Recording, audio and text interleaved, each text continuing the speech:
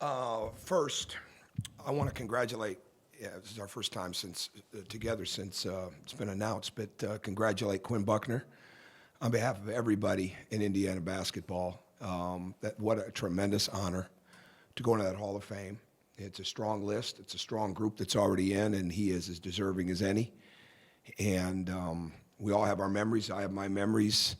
Certainly, Indiana fans and Hoosier Nation has their memories. But I think the common theme for a guy like that throughout his career, throughout his business career, his TV career, his coaching career, would be tremendous leader, consummate winner.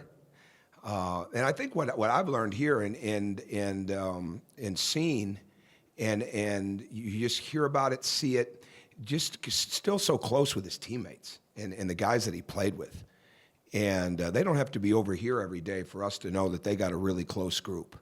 And the respect level that group has for one another. I mean, that's what you would hope a championship team would look like. And I think Quinn's got a lot to do with that. So we're extremely happy for him. And I'm sure all of the state of Indiana is, but especially with what he did in Indiana basketball. So just a tremendous, tremendous thing. As far as for us getting ready to play, we're excited to be home. I thought our crowd was excellent the other night, and the energy was really good in there. And we've got to have every bit of that tomorrow night when we have the best fans in America and we've got the best students. And when they're at a fever pitch, everybody sees it. And most importantly, everybody feels it.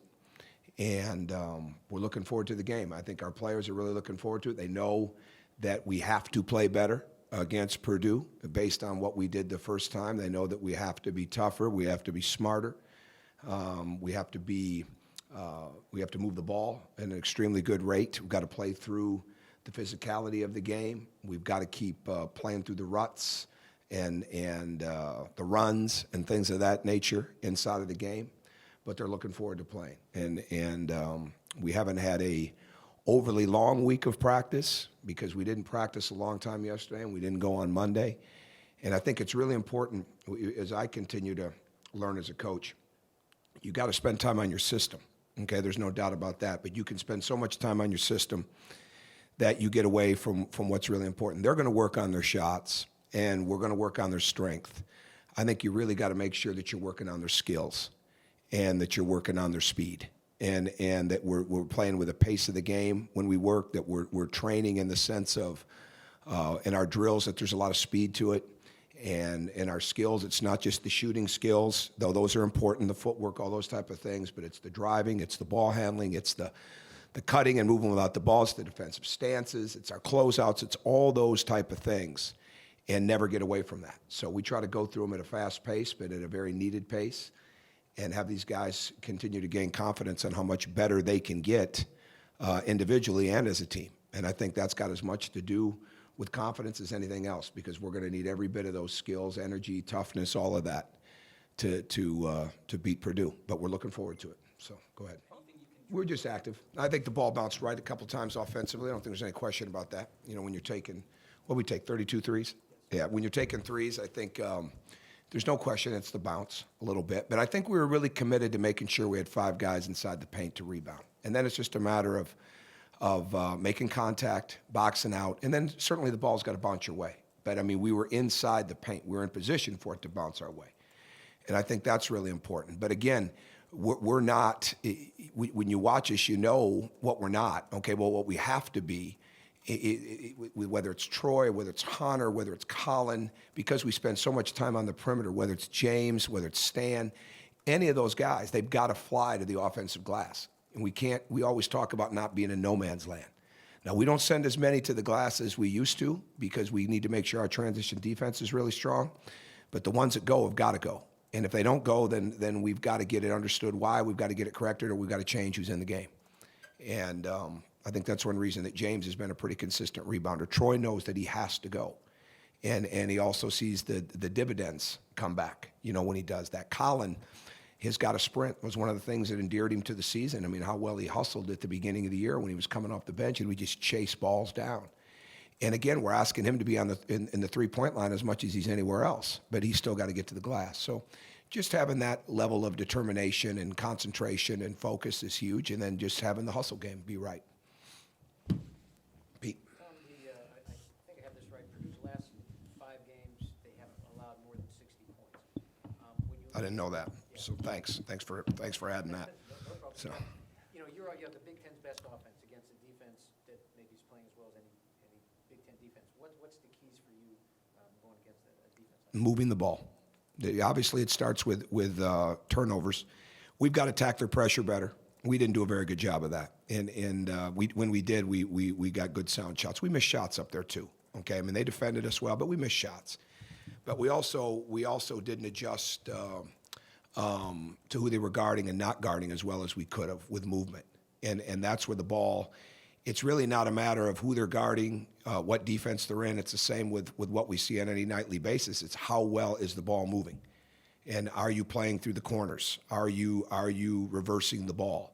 Are you passing it quickly? I always talk about obviously one dribble quicker. That's so important because they really do a great job of giving help defense. They get up into you, they make it hard for you to get by them, and they get right up into your body.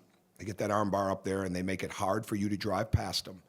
So don't fight it, okay? Get the ball in movement. And again, you've got to spread them out because their help is so good.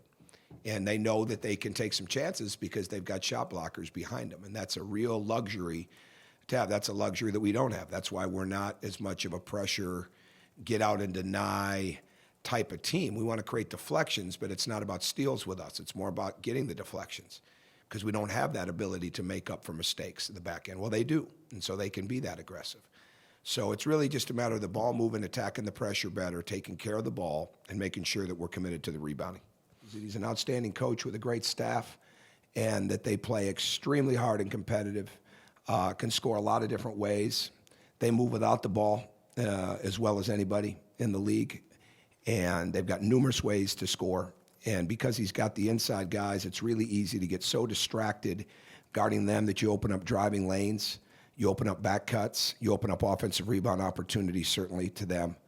So that's really how I view it as much as anything else. But we've got great respect for them. We know what the rivalry is, and it wouldn't be that way if over a period of time if the two teams perennially hadn't been good. So it all comes down to how we execute tomorrow night and how we deal with the pressure. I would think that they took away is that they didn't do, according to Coach Belichick, they didn't do anything different in the Super Bowl that they hadn't done every day for the 6 months prior. When it came to the hard work, the preparation, the competitiveness, the attention to detail, the work ethic that they put in. And he had a lot of different stories and analogies that went into that, but in the time that he spoke to them, because they watched practice more than anything else. But I thought that was really, really strong. And when they didn't need an introduction, and that was really strong. And he took questions, which I was thought was kind of cool too. As the guys had some questions about just different things with being a team in preparation, which I thought was really some mature questions in that way. So that was the biggest thing, and it was a privilege to have him here, have both of them here. How was that set up? Do you have a pre-existing relationship with those guys? I know Coach Belichick. Yeah, I don't know him great, but I know him enough. And Mike Lombardi, who works with him, is a friend of mine. And I've got to know Coach Belichick back my first year here, or end of the second year. I don't remember. We went to see Florida practice in the spring. And he was one of the clinic speakers. John Gruden, Urban Meyer, Steve Addazio, Charlie Strong. I mean, it was strong and really strong. And we went out there. Jeff Watkinson, who's now with the Atlanta Hawks, was our strength coach. He went with me. And Tim Buckley went. And I got a chance to really watch Bill watch practice, and see what he was looking for. And we have mutual friends, which have helped it. But he's a coach's coach. I mean, he's an absolute. That's one thing. That's why I never say much about what is said, because I think that's more for him in the sense of that when he gives of his time like that, I think it should be private. But bottom line is he's a very helpful person to coaches, and as is Mike. And these guys got to hear from John Harbaugh last week at Maryland, and always want to have people around them that will tell them the truth, and that they'll get better because they heard from them, not to check a box. And certainly yesterday was one of those days they all got better because they heard from them. You double up the front line, but it seems like Octius has really brought stability this year. Is he getting better as the season goes along? Because he didn't show up. Well, we thought he was the key to the game the first time. We prepared for him in the way that we had to play because he creates so many things with the rebounding. He's been very consistent all year long. Tremendous defender, plays without the ball, can get to the rim, making shots at Minnesota. Cuts to the baseline. A great example of why we fit so well with them because he's always doing something. He can play in the middle of the zone. It's a very hard matchup, and so you really have to pay attention to how you're guarding him constantly, and so a lot of it at times, and they've got a lot of good players, but he has a lot to do with their success. There's no question about it. Go ahead. What do you have to do to move A.J. Hammons out of position defensively and take him out of position so he can block shots like he did last game? Well, we just have to do what you just said. It's up to him if he moves. Okay, it's up to him if he decides if he's going to come out and play, the ball screens or play the drives. Our job is to make him have to make decisions as much as possible and more than we did up there. Just something different. The NIT is looking at experimenting with a 30-second clock. From a coach standpoint, do you like the way it is now? Would you prefer 30 seconds? I prefer it to be 24. Really? Absolutely.